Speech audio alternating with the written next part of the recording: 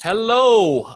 It's today is the Valentine's Day, and we're very excited here at the Lion's Den of Leadership because we have very special guests for you and very special episode. We're going to talk about industry's most loved companies in 2019. I think the two companies we're going to talk about definitely deserve the praise, and we have the folks who are responsible for a lot of it, actually driving all that attention, driving the love to their respective companies. And so I want to make an introduction. But first, I wanted to say hi to my co-host, Steve Rozenberg, who just is broadcasting from somewhere in Sydney.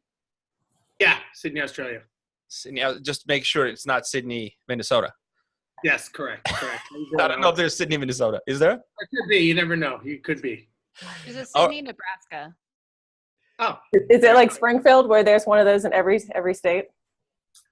It could be. It could be. But, you know, Florida has a lot of interesting city names.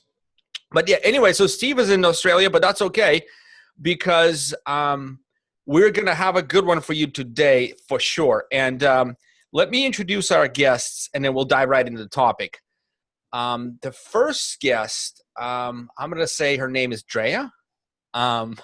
Drea Poole, she's yeah, that's I'm nervous, Alex. What's the matter, man? Well done. Well, because I don't know how to present the next thing. What I'm going to say, I'm going to start with the easy stuff. First of all, she played volleyball in South Dakota and Wyoming, I imagine colleges, right? Correct. Yeah. So I play volleyball a lot. Like I've played for the last 9 years. You can laugh or not. I'm not very tall, nor I'm, very thin, but I play good volleyball and I love the game. Sand, grass, court, whatever. So love it. The picture you sent us with the introduction was awesome.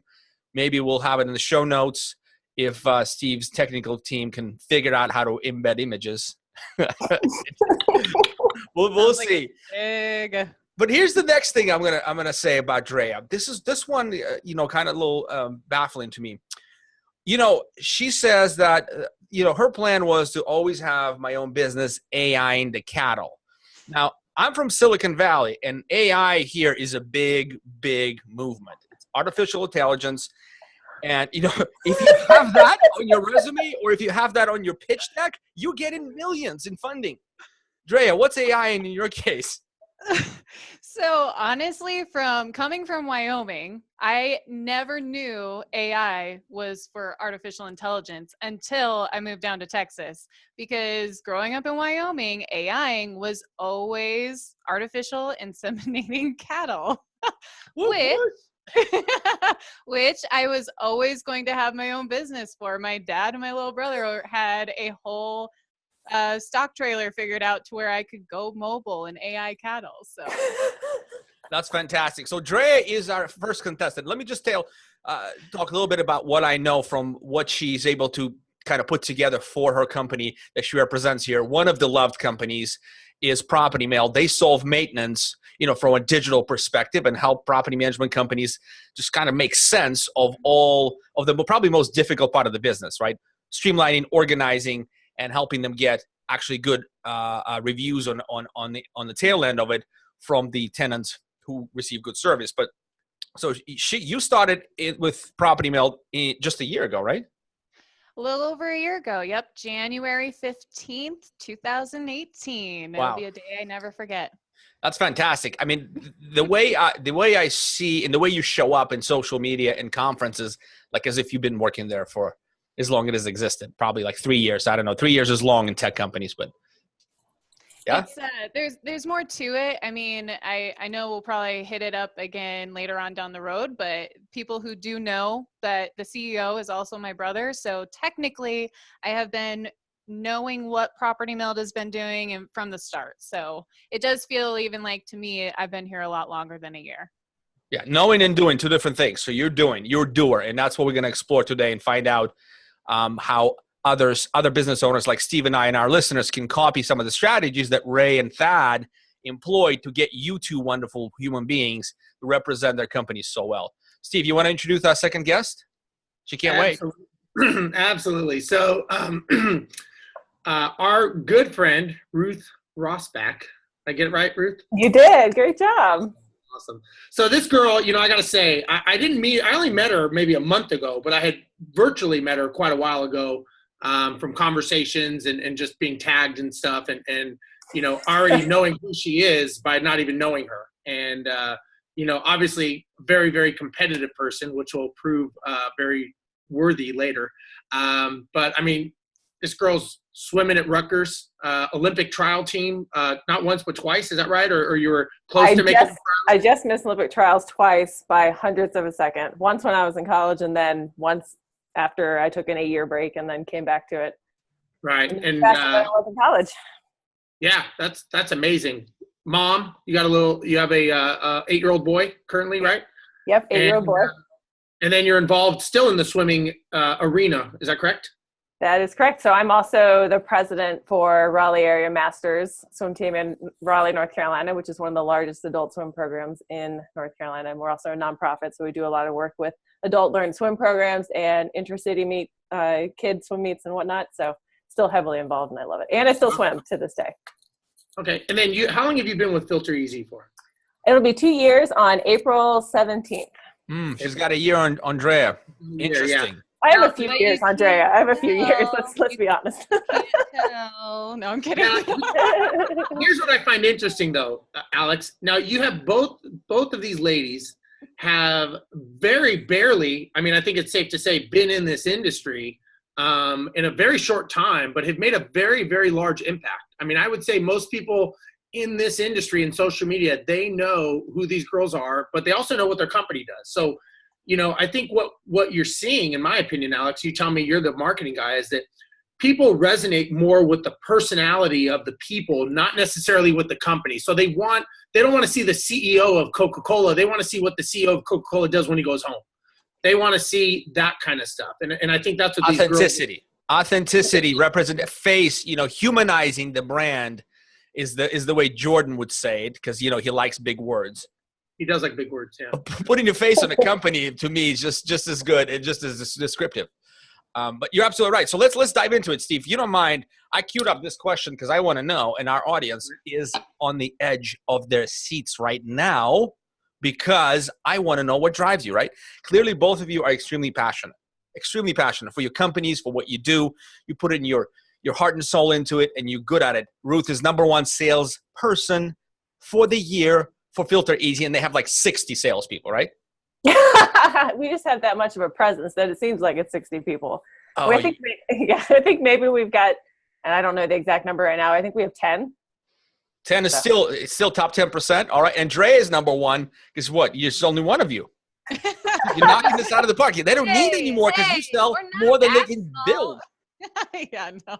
We are, I mean, it's not a secret, we're hiring like crazy. And so right now, am I the only senior solutions expert?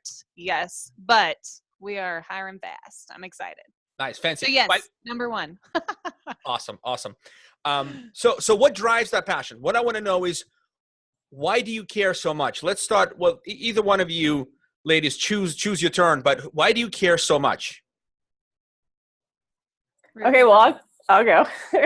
So why do I care so much? So I'll backtrack a little bit. I knew nothing about property management before I started working at Filter Easy. Also knew nothing about filters. But I've always had a deep and genuine care for people. I genuinely love meeting new people, getting to know people and helping them out. I've always worked in sales. I had my own art business for a while. Actually was in car sales, with luxury car sales, because I enjoy meeting that person and talking to them, getting to know them, figuring out what it is that they need, and then helping them find that solution. And that's what drives me most of all in everything that I do.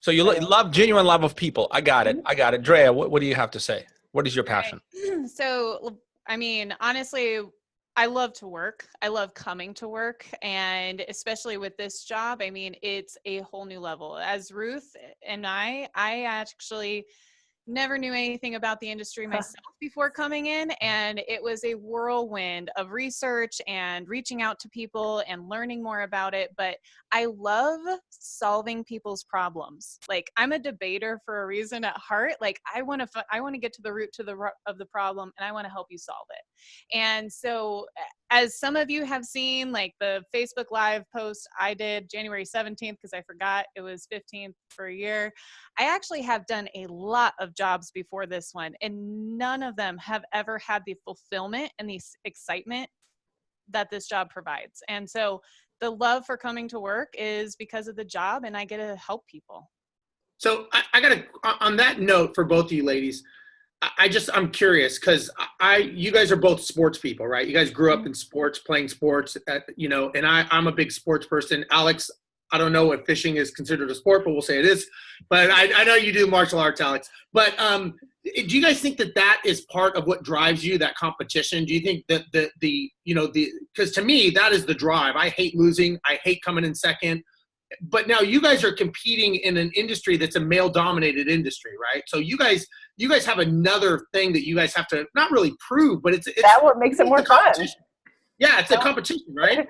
I love being an underdog and then fighting my way to the top. I love that challenge. I mean, I love doing new things. I love being challenged. I think life's pretty boring if you're doing the same thing day in and day out. If life is easy, it's not fulfilling to me. So having that daily challenge and all those other challenges and fighting for a win is also super motivating for me, for sure.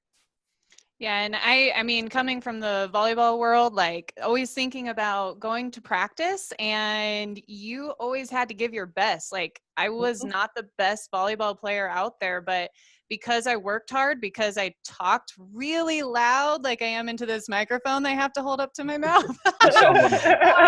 Because and then you have your team captains, like even having that as one of my things I was able to accomplish in life for one of the teams, it's a driver. I mean, it is a competition and you're always looking to improve. And I wholeheartedly believe that is a big part of why we are where we are today.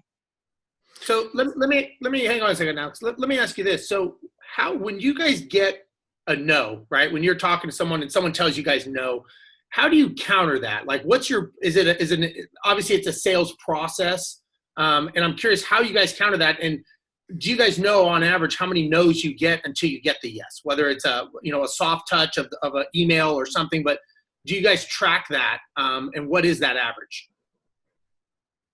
That's a great question. It is a great question. I'll address the first part where you said, what happens when you get a no? To me, it's always it's a not now. It's not a no, it's a not now. And so then it's okay, so I hear you, understand you're saying no, but so that I can learn and learn from this experience and help other property managers in my other conversations going forward. Why is it a no for you for right now? And then usually at that point, after having more conversations, you get to learn more about why it's a no, and then understand that it really may not be a no, maybe a not now. And these are these issues these assumptions that I have. And then I've learned, and then down the road, maybe that person will be a good fit.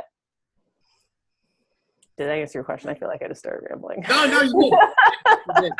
You did. So no is not now. That's excellent. Drea, how do you take no? So I say no. What do you say? No doesn't mean no, Alex. And that's the first thing I thought of whenever Steve asked that question is no doesn't mean no. And like Ruth has said, it really doesn't mean right now.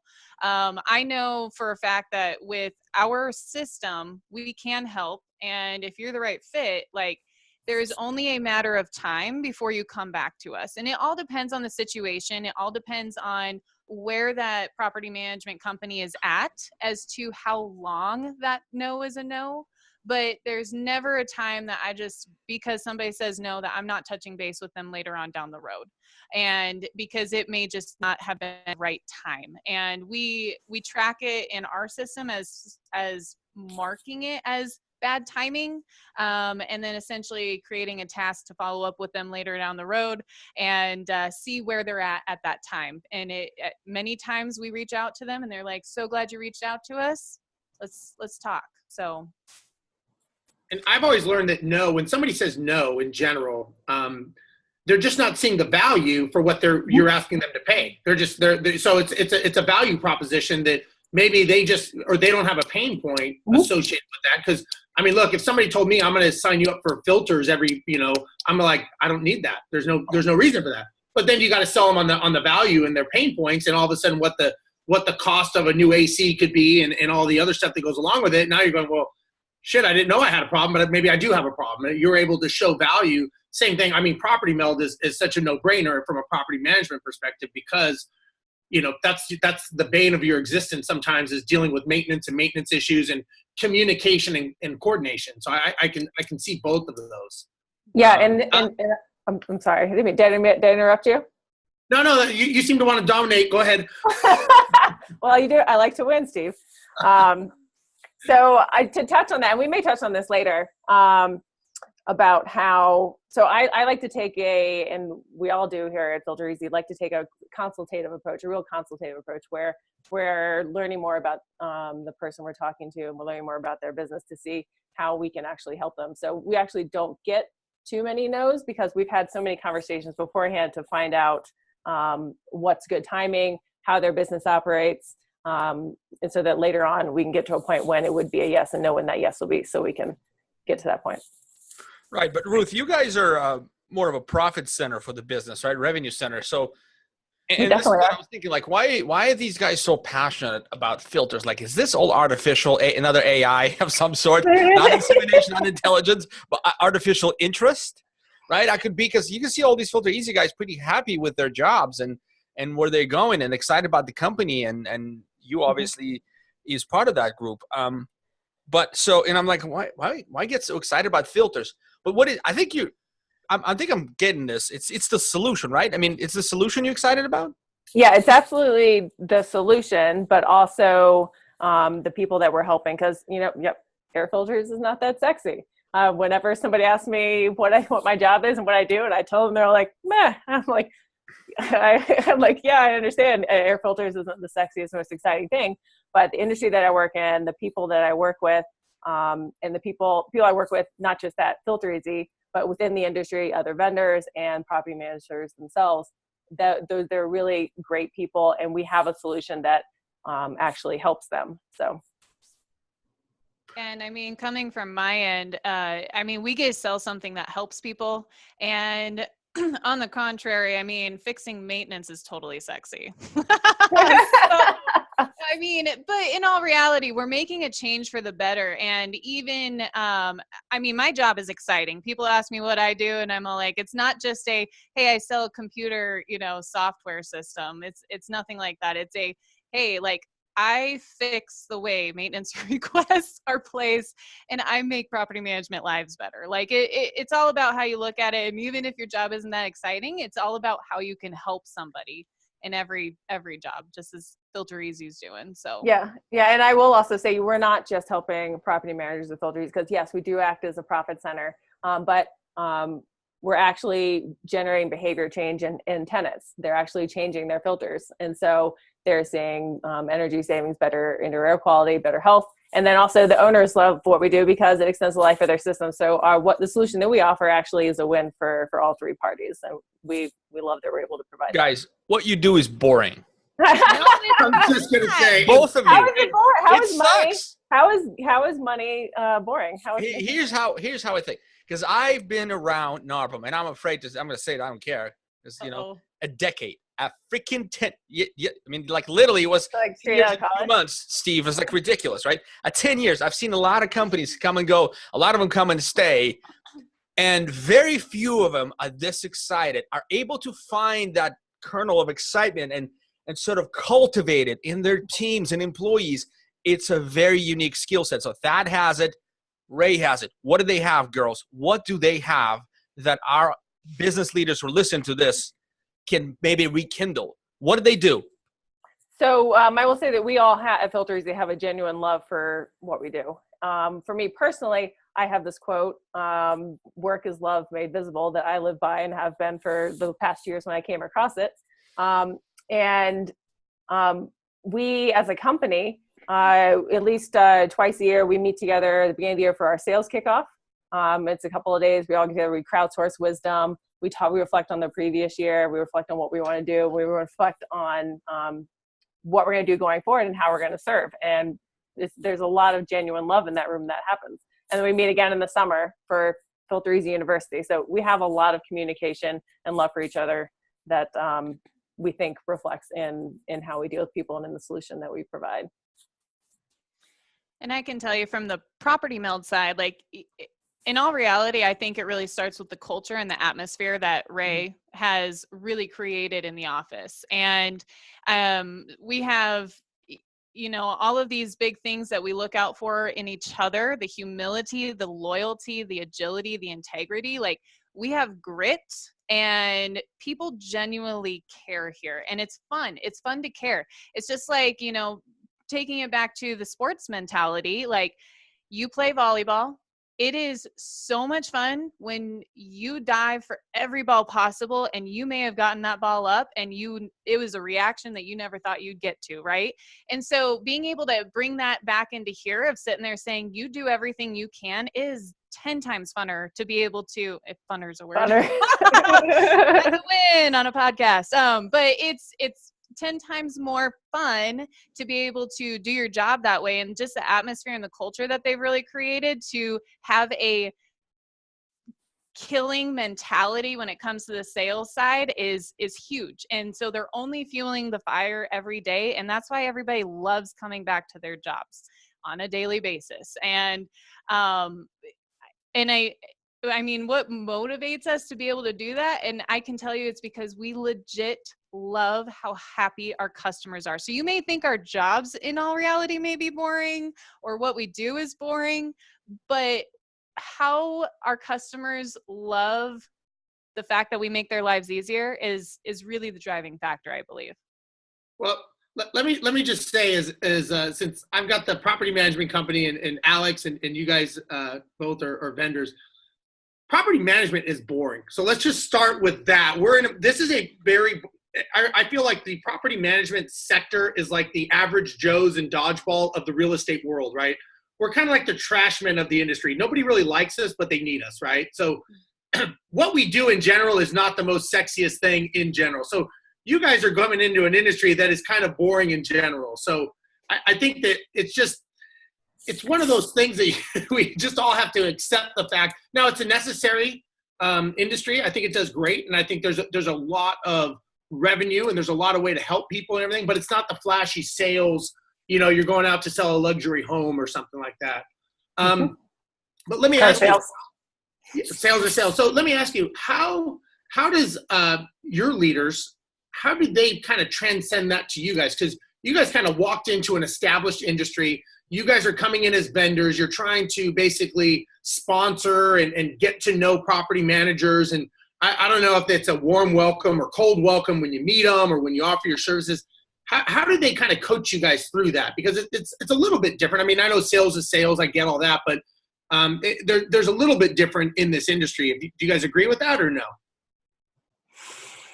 I'm going to let Drea go first because I've taken the first go at all these questions, I feel Actually, you know, it's funny, Ruth. I've been keeping track, and you've spoken 4 times first, and Drea hasn't spoken once first. So, well, it's I'm glad somebody keeps track of those.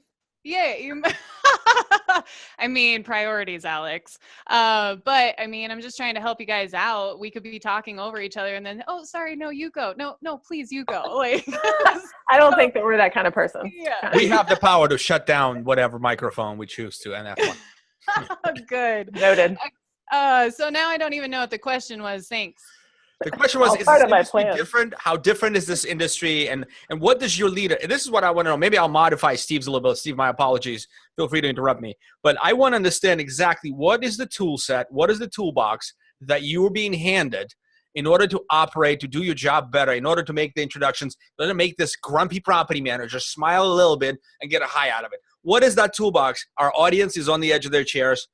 Give us some nuggets. Yeah, thanks for letting me go first on that one, Ruth. I give. Yeah, he's such a giver. Okay, so, I mean, I don't know if they necessarily gave us anything because I came in, it's hard for me to say that way because I came into this job kind of unconventional, and I actually applied and interviewed for a job and I didn't get the job. So the first time I interviewed for Property Meld, somebody else passed me up. And the story behind that is Ray told me, he said that you can always go get another job. I cannot get another Property Meld. So you guys can take that for what it's worth. That's interesting. So you have to work up to it. I did. I had to really perform. And I mean, it's not even so much like, hey, I love doing my job and I want to do it right. I mean, I grew up in the Midwest to where I'm maybe kind of a unicorn on that side of things. Like, I love to work, and it's not unusual for people to have 3 jobs up here, you know, and just because they can. And so, but I came into this job and not knowing anything about the industry and being really a blank canvas, I was able to soak up everything Ray had to give me in all reality. What was it? Give us couple. Give us one thing that he said or enabled for you. Like, I don't know, he tuned your computer to black and white. I don't know. What do you do to make you effective? You're effective. Give us a nugget. And then we'll go to Ruth. I promise.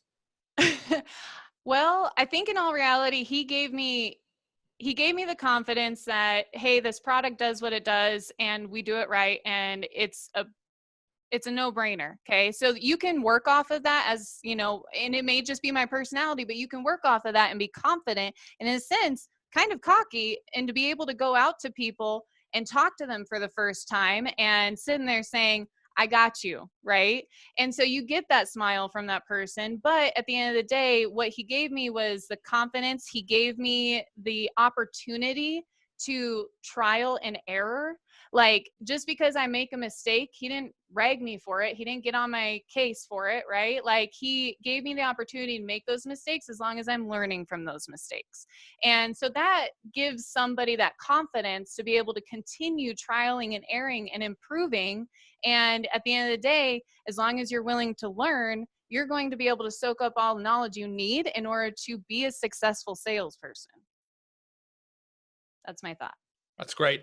So this is great. This is to me, this is the kernel of wisdom right here. Absolute confidence in the product's ability to improve your customer's life.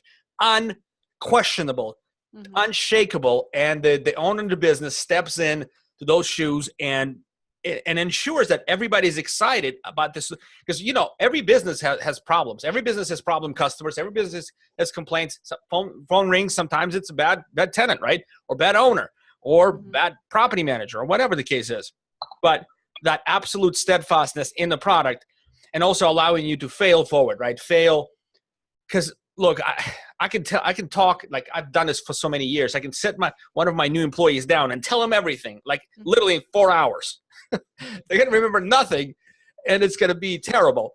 But the idea is, the trainings that Steve does are amazing. I think that's a great playbook to have all these videos and basically allow somebody to train to their job, but also allow them to fail the space to fail and learn, right, Drea?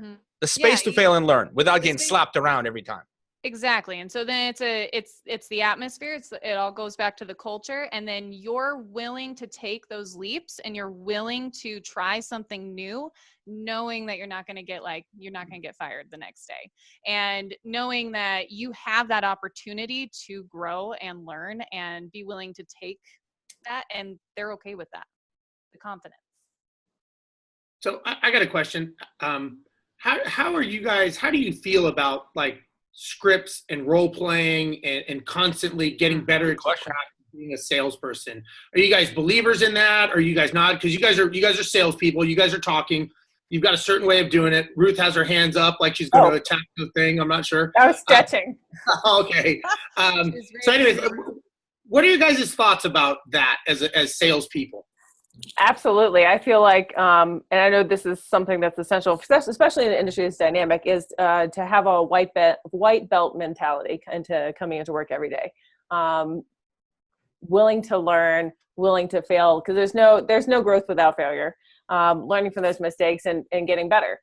So one of the things that we do at Filter Easy that has really helped us all is that we have a sales training at the beginning of the day on Tuesday and Thursday mornings, and we take turns leading that sales training, and then crowdsourcing wisdom from each other. So we're all learning from each other because we're having different interactions with different people. We work in different territories, and Scott or Thad will put those have put that into place and given us the confidence to, you know, lead these sales training in front of all of our teammates and be able to instill wisdom in each other based on our failures and our successes. So do you actually script and pitch like in front of the crowd and like, okay, go, like you're on the phone, go? We have done that. That happens a lot more. You're actually going through a script and doing a pitch when you're a newer salesperson. And there's definitely a lot. We also record a lot of our demos that we do over Zoom with property managers and whatnot, so that we can go back and learn. Demos on filter replacements? Pardon? You do demos on filter replacements? Not on filter replacements. I mean, it's pretty much a no-brainer to how to change a filter. We do put instructions in every filter box, but I'm gonna go. That's a long answer of no. I'm gonna say with as far as doing scripts. I want to tell you that I full-heartedly believe in scripts. Like when I first started, and I'll never forget it. I mean, like I said, I was a blank canvas. Like I knew nothing, and it was very brand new in many ways, and I had to essentially create my own script. And so I had to listen in on demos with Ray was doing demos. I would type out word for word as best as I could. I took those word for word demos, pulled it into a 5-page script, and essentially it's now a script that we follow from here on out. Like documentation, being able to document that process and having that script is key. And not only that, but then we have SDRs that are coming into our system now because we have a script and because we're able to utilize it with other systems. They can start making phone calls within a week and being able to qualify sales leads professionally without even knowing 100% the ins and the outs of our system and what we do and who we connect with. So I think scripts and role playing are key, because I had to do the same thing when I came in, and I didn't have any essential practice sales wise prior to. Steve. Sorry. Are we interrupting you, Steve? No, are we interrupting your day? No. And I'll agree with Drea that because we definitely do use scripts and do role playing. It just happens a lot more in the beginning when people are newer and they're getting ramped up in their training. So I wholeheartedly believe in that. Yeah, I just, my thoughts on the whole script. I'm a big believer. I look at, pro athletes, right? They practice all week long for a 2-hour game on Sunday, and they're professionals. So I always, when I hear people tell me that they're professional salespeople, my first question is how often are you practicing? And if they say no, then I say you're not a professional, because you're not acting like a professional. So if you're not constantly getting better, and it's not just the script, it's the tonalities, it's the voice inflections, it's the pausing, it's the finding the value. And we all get normally off track from that a lot because we get lazy, right? It's just normal, right? We get into a comfort zone, we get lazy, and all of a sudden that pendulum starts swinging further and further away from the core script. And people say like, oh, I don't like scripts because it sounds fake. And I'm like, well, it sounds fake because you don't own it. But if you can think back to a song, if we all thought back to a song when we were 15 years old, Drea, that might have been about 5 years ago for you, but if we think back to a song when we were 15 years old in the summer, we can remember that song exactly how it sounds. We remember all the words, everything about it, and where we were when we heard that song. That's a script. Can I get some Hanson Mbop up in here? Yeah. Oh, God. I don't even know how old you are. but you see the point, like that's the thing is, to me, to be a true professional, it's a matter of scripting and role playing every day. And with my BDMs, every morning from 8:30 to 9, we're doing scripting and role playing, and that helps the comfort level tremendously. Mm-hmm. But I'll be honest with you. I think the SDR function, meaning I don't know what SDR translates to, but I imagine these are the people who generate interest initially, like sales development representative. Yeah, Yep. Yeah. All right, beautiful. Yeah, beautiful. Acronyms are just in abundance in this industry and like everyone. But no, BDR, SDR, whatever, BDM, we call them, right? Anything. Point is that I think for initial interest creation and training, as Ruth said, that's pretty ideal. To me, both what you guys do is a consultative sell, and property management specifically, Steve, you can argue me to death on this, but property management is absolutely a consultative sell. There's a lot more there than pitching them a 7% versus 5% fee. Oh, right? There's a lot more than trying to assure them that they'll be able to rent a house for $1,500. There's a lot more there. And so it's all about discovery for me. Discovery is about care, asking questions, and sort of, so look, people who are loud talkers that control the conversation, overwhelm the conversation, right? People who sort of ask questions and interviewers, they control the conversation. Well, I almost said it wrong. Yeah, Steve. That's not a salesperson. That's just someone being a bully. That's not a salesperson. So I agree. Look, when somebody contacts, Property Meld or Filter Easy or you or me, Alex, they're doing it because they have a problem, right? Essentially, they're not saying, hey, I've got nothing to do today. I think I'm going to call a property management company, waste their time, talk to them for a couple hours, and go, no, I was just kidding. I really don't want management services, right? They're not gonna right? I mean, they have that concept to me. Sometimes it seems that's the case. That's what people do, right? When you answer the phone, they're there just to F with you, That's what I think. Every time I see Steve's name come across my phone, I'm like, oh God. God, what does he want? He wants filters. Filters. So let me ask you guys this then. How do you guys organize your day? So my day always starts with a workout in the morning, whether it's swimming or going to the gym and lifting, also practicing my handstands for #handstand challenge. That's right. You had to slip that in, didn't you? You had to slip that in. Yeah.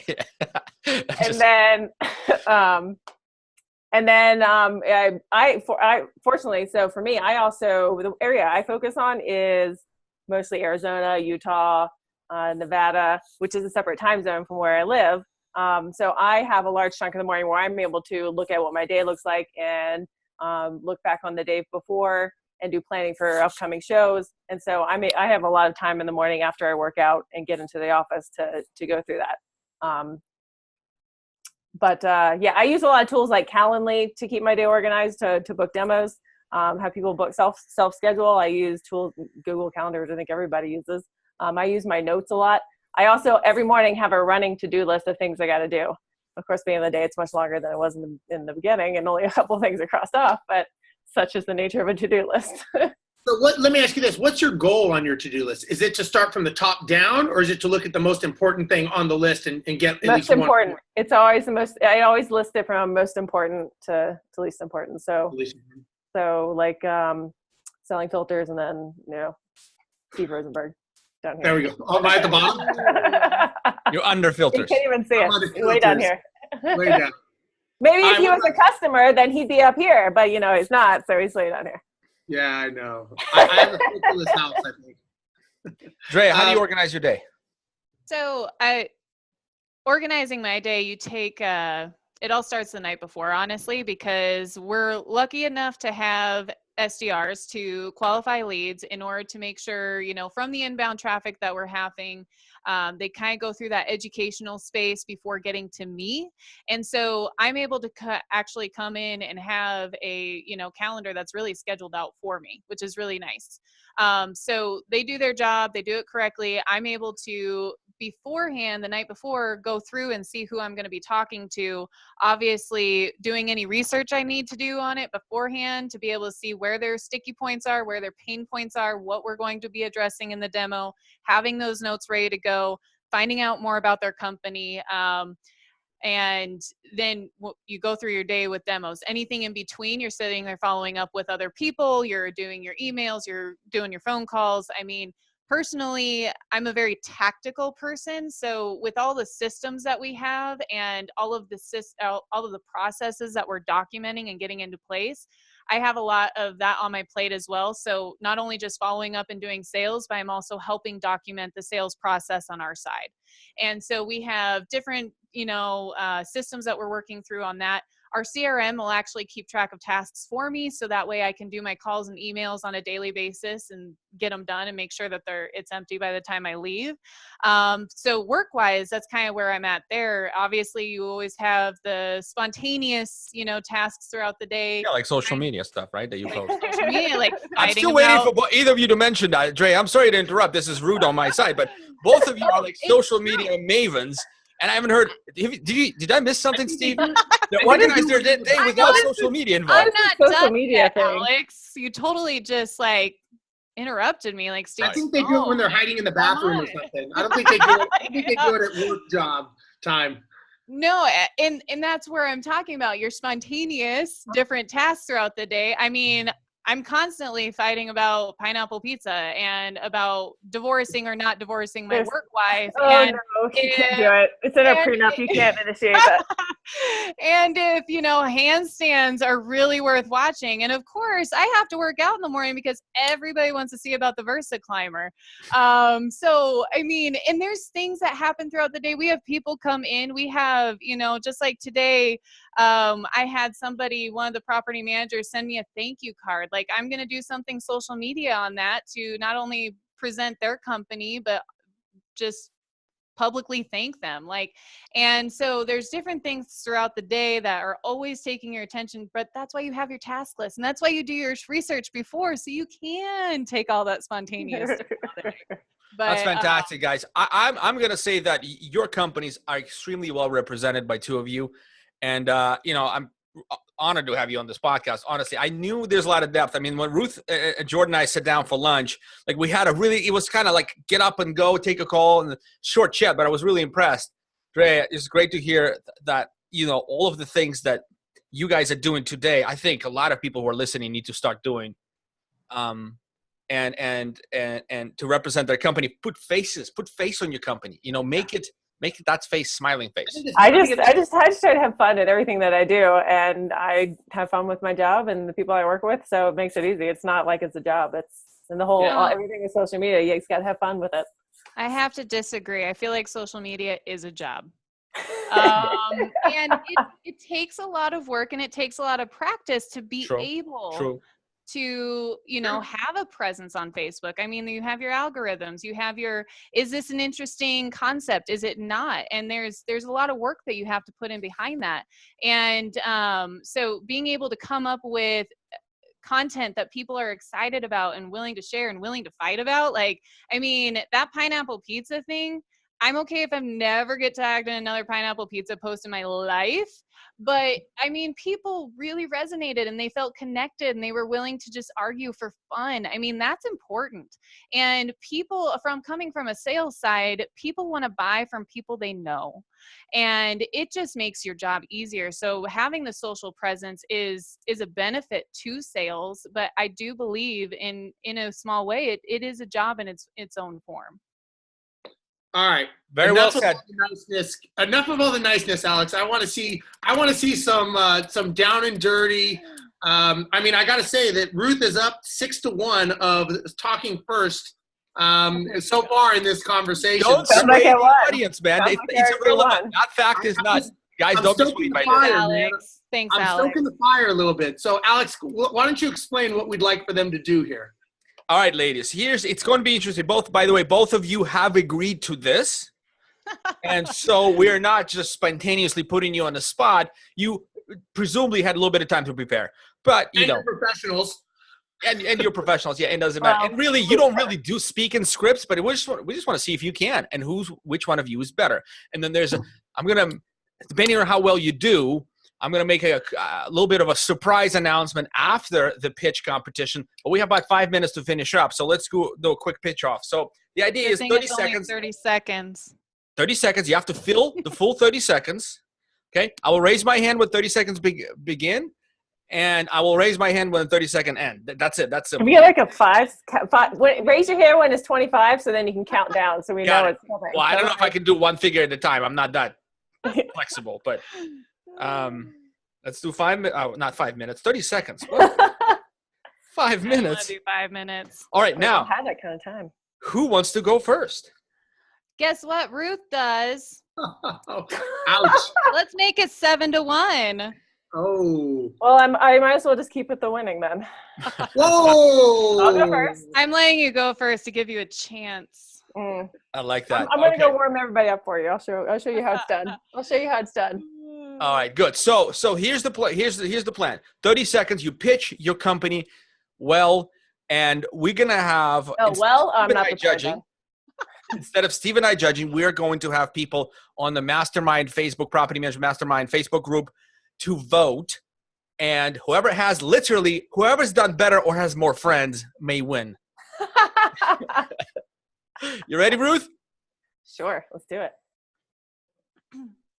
Filter Easy doesn't give you one more thing to do. We give you one less thing to worry about. So we created a no-cost solution for PMs that gets residents to change their air filters on time. We are a subscription air filter delivery service that acts as a profit center that allows you to hold residents accountable and decreases your HVAC-related maintenance calls by an average 30%. Tenants see energy savings and better indoor air quality. Owners see a longer life for their HVAC system. And you, the PM, regain time, money, and happier clients. All parties. All parties win with Filter Easy. Nicely done. Really nicely done. Almost perfect. I mean, guys, this is not easy. You try it home. You try it home. This is very difficult to do. Good job. It's not easy when you're reading it from your computer. Oh! That's because if I don't, I will go over 30 seconds because I'm like, you go over 30 seconds. You know what? I'm going to win because I'm timing myself here. Has to be the best pitch. The microphone turns off in 30 seconds. Drea, are you ready? I am ready. You asked me what Property Mail does, and I'm going to tell you that we are here to make all of your maintenance dreams come true. Typically, we see maintenance coordinators handle around 350 to 450 units before you have to hire somebody else to handle the qualified volume. But our customers are having their coordinators handle 800 to 1,000 with ease. So with the ability of cutting out 60% of your maintenance coordination time and increasing resident satisfaction by 87%, it's a no-brainer. Well, I already hung up, but awesome. That was really, really good. Nice. Really, really good. Those were both pretty good, ladies. I got to say, those were good. Round of applause, everybody. I'm not shaking at all. That was not nerve-wracking. That was fantastic. Both of you did well. It's the timing that will get you, right? You have to practice a lot. And that's why what we do at the PM Grow Summit is this crazy format that's called 30 by 30. Are you guys familiar with that? Have you been to the last summit? I did not, but I want to hear about it, so tell me more. All right, so it's like a TED Talk, right? So what happens is and Steve's going to do it, and it's going to trip him up. Steve is a professional presenter. Like, I've seen him present recently, and he's like, and the last time I've seen him was 2 years ago. It's like a leap, but he will get tripped up by this presentation style because it's 30 seconds, it's 30 slides, 30 seconds each, auto advancing, 15 minutes. Okay? So you have to know the timing. You have to understand how your slides move. You have to really know your stuff, and you have to cut all of the fat. Okay. And so what I'd like you to do, I think you guys both are phenomenal and fantastic. Thank you. I'd like to I pulled some strings at the PM Grow leadership and events team, and I think we'd love to invite you guys to do a talk that is as challenging. So somebody's going to win this particular pitch competition, but what we'll ask you to do is do a head-to-head, true competitive style, 7.5 minutes presentation on how to humanize your brand or put a face on your company. And both of you will have 7.5 minutes, and the two of you will have 15 minutes, and the audience will vote live. Like Jordan and I did that head-to-head it was difficult. I won. I took it down. I took him down. And Jordan is very articulate. Is there video evidence? I will send you the video evidence. It's that format. So we'd like to have you guys go and do that and just teach us how to put faces on our brands. Are you guys willing to do that? I'm 100%. Honored. I would love to. That would be amazing. Awesome. So you've heard it here first. You come see Ruth and Drea. I was going to say Druth. Same thing. We're like one part. We're work married, so we're one entity, right? Did you see that Adam Willis posted? I really didn't think it was going to become a thing. Was that on purpose? No, or don't make it a thing. I just misspoke, and I remembered. Somebody already misspoke for me. Steve, do you let's call this a day. This was a wonderful show. Amazing. We'll have our sort of people vote and pick Drea or Ruth for the top pitch for the industry's most loved company in 2019. Any party words, Steve? No, I just look. You ladies are killing it. You guys are doing a great job. Your company should be very, very proud of you. You guys are making a very well established name for yourselves, and you guys should be proud. I mean, you guys are smashing in an industry that's been, I would say, pretty stale for the last decade or so, and you guys are really doing a good job. So you guys should be proud. Maybe you can get some raises out of it, and maybe get some earbuds for Drea. Maybe a stepping stool for Ruth. Kind of help everyone out there. But, you guys are doing great, and thank you guys for being on the show and being such good sports. You guys are true champions, and I look forward to seeing the PM grow. Well, thank you for having us. And I will say that Drea has been a godsend. I love her to death. I call her my work wife because, I mean, what is a wife or a spouse? I mean, you support each other, you make each other better, hold each other accountable.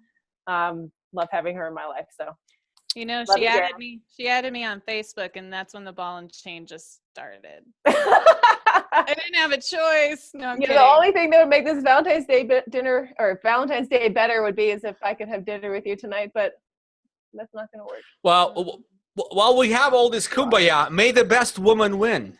Woo! Yes. And on that note, ladies you and gentlemen, guys. it was a pleasure having you on this podcast. We'll see you in 2 weeks. Thank you.